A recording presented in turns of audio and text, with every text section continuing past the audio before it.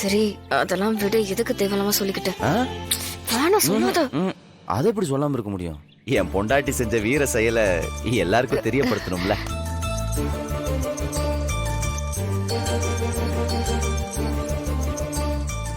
மாறா எதுக்குடா? அமைதியா இரு. ஆட்டோ ரேஸ் இல்ல, ஆட்டோ ரேஸ். ஆமா. அதுல என் பொண்டாட்டி ஃபர்ஸ்ட் பிரைஸ் வாங்கியிருக்கா. ஆட்டோ ரேஸா?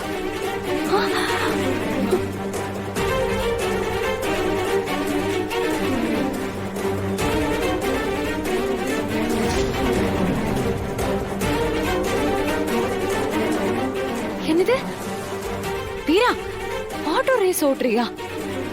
அண்ணன் ஓட்டும் போதே நம்ம எல்லாம் வேண்டான்னு சொன்னோண்டி. ஏன்டி இப்படி எல்லாம் பண்ணிட்டு இருக்க? என்னால ஜெயிக்க முடியும்னு நான் நம்பினேன், அதனாலதான் கலந்துகிட்டேன். அதுக்காக உயிரை பணையம் வச்சு இப்படி ஒரு காரியத்தை பண்ணுவியா? என்ன நினைச்சிட்டு இருக்க நீ உன் மனசுல? ஆ? என்ன நீ ரேஸ்ல ஜெயிக்கிறதுக்காக ஓட்டுனியா இல்ல உன் புருஷனை வாழ்க்கையில ஜெயிக்க வைக்கிறதுக்காக ஓட்டுனியா? என்ன இதெல்லாம்? ஆ?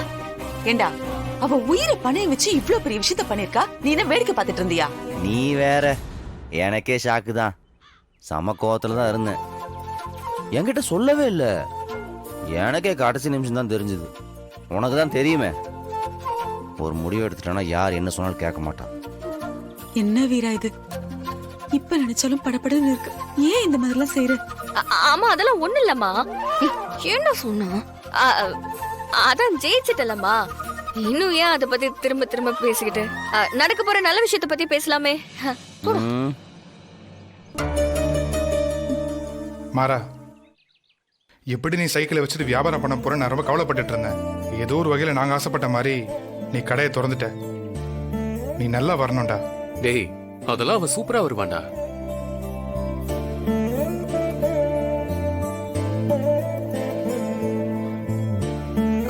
மாமா ஸ்வீட் எடுத்துக்கோங்க.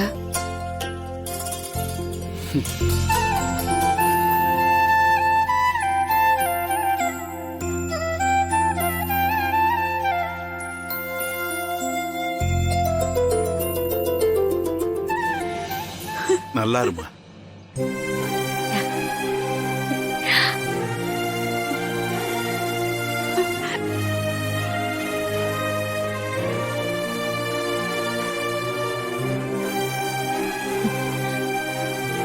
ஏண்டா எல்லாம் சரிதான், கடையே திறக்க போற, லட்டு மட்டும் தானா?